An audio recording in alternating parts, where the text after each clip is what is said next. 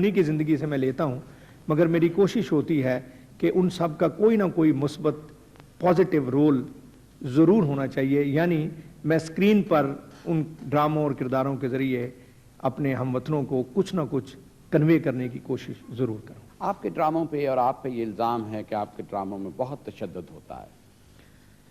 ہاں، ایک اعتبار سے اگر آپ اس کو الزام کہیں تو میں اس پر بحث نہیں کرتا۔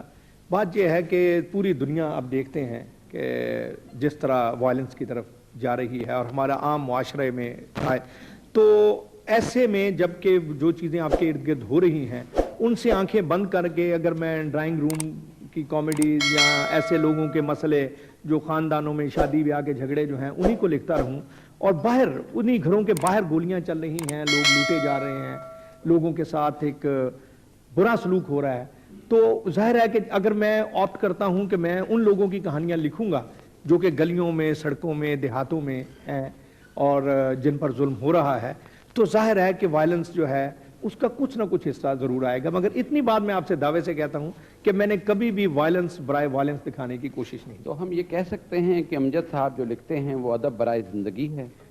جی بالکل بالکل، آپ بڑے شوق سے کہیں۔ اچھا، آپ شاعر آدمی ہیں، آپ کے لیے ہم تالی بجائیں گے۔ اور اس سے پہلے کہ میں اسی شعبے کے ایک اور صاحب کو بلاؤں جن کا تعلق شاعری اور موسیقی سے ہے، ایک شعر عنایت ہو جائے، عطا ہو جائے۔ چلیے، اب اسی حوالے سے جو بات میں کر رہا تھا، ایک میرا پرانا شعر ہے کہ دل کے دریا کو کسی روز اتر جانا ہے، اتنا بے سمت نہ چل، لوٹ کے گھر جانا ہے۔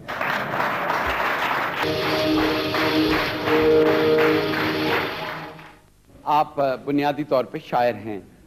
7 سروں کا بہتا دریا تیرے نام، ہر سر میں ہے رنگ دھنک کا تیرے نام۔ اور پھر آپ کے کام میں بڑی ورائٹی ہوتی ہے، کہیں آپ نیلام گھر کر رہے ہیں، کہیں آپ کوئی قوالی کر رہے ہیں، کہیں آپ ڈرامہ کر رہے ہیں۔ تو ٹیلی ویژن کے ایک پروڈیوسر نصرت ٹھاکر ہیں، ان کا ایک دفعہ ایکسیڈنٹ ہوا، ان کو دماغ میں چوٹ لگی، تو ڈاکٹر نے ان سے کہا کہ آپ دماغی کام نہ کیا کیجئے۔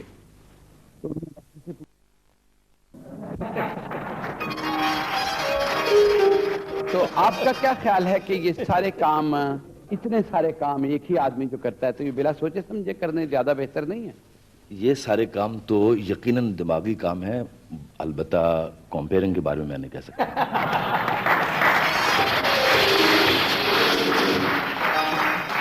جناب، آپ لوگ ٹھہرے دماغ والے، ہم دل والے لوگ ہیں، آپ ہماری باتیں کہاں سمجھیں؟ تو کیسا لگا یہ امجد صاحب کے ساتھ دوبارہ کام کرنا؟ امجد صاحب کے ساتھ یہ دوسرا موقع ہے کام کرنے کا۔ امجد صاحب کے ساتھ کام کرنا نسبتاً مشکل ہے، اس لیے کہ یہ کثیر الاولاد قسم کی کہانیاں لکھتے ہیں، تو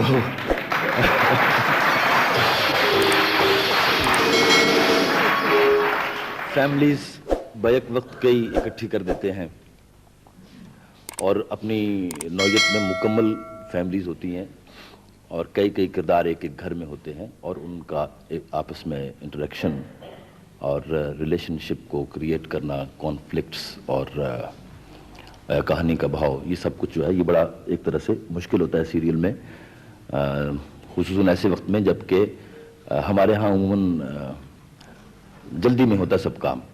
کبھی ایسا نہیں ہوا کہ ہم نے پورے 13 ایپیسوڈ لکھ لیے ہوں، ان پر پوری طرح ڈسکشن کی ہو، اور آرٹسٹوں کو بھی پتہ ہو کہ وہ کیا کیا کر رہے ہیں، اور کون سے ایپیسوڈ میں جا کر ان کی زندگی میں کون سی ٹرننگ آنی ہے۔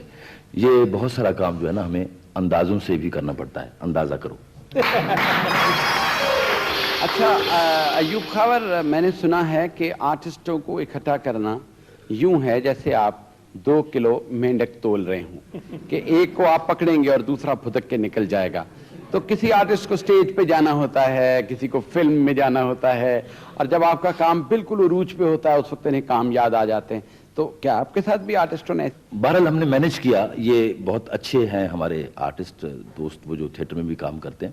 ظاہر ہے کہ ٹیلی ویژن یقیناً اتنا نہیں دیتا کہ فرسٹ پرائرٹی بن جائے آرٹسٹ کی ٹیلی ویژن، انہیں اپنی زندگی گزارنے کے لیے اور بھی کئی کام کرنا پڑتے ہیں، مثلا تھیٹر.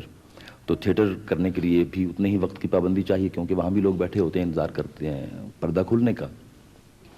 تو ایسی صورت میں اگر آپ یہ سمجھتے ہیں کہ اتنا کامیاب ڈرامہ آپ نے دیکھا ہے، تو یہ ان کی اور ہم سب کی جو ہمارے ساتھ اس وقت آپ لوگوں نے پروگرام میں دیکھے ہیں لوگ، ان تمام لوگوں کی محنت اور یکسوئی اور کریٹو ایبلٹی ہے. اچھا، اس وقت آپ بھی موجود ہیں اور امجد صاحب بھی. یہ گولیاں بھی چلتی ہیں، لوگ مرتے بھی ہیں، یہ آپ ان کی موت سلو موشن میں اتنی رومانٹک کیوں کر دیتے ہیں؟ شاعر سے پوچھ رہے ہیں تو جواب ایسے ہی ہے کہ موت بہت رومانٹک چیز ہے. واہ.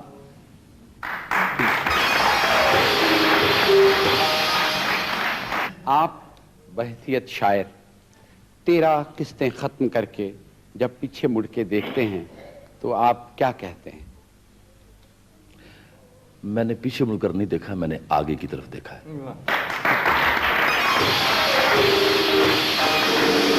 اب جب کہ آپ اس اتنے بڑے کام سے فارغ ہوئے تو اس پہ کوئی شعر کہنا چاہیں گے؟ ویسے ایک شعر میں عرض کر دیتا ہوں. متاع جام بس ایک خوشبو ہے اس کے نام کی خاور. متاع جام بس ایک خوشبو ہے اس کے نام کی خاور. اب اس خوشبو کے پیچھے زندگی بھر بھاگتے رہنا.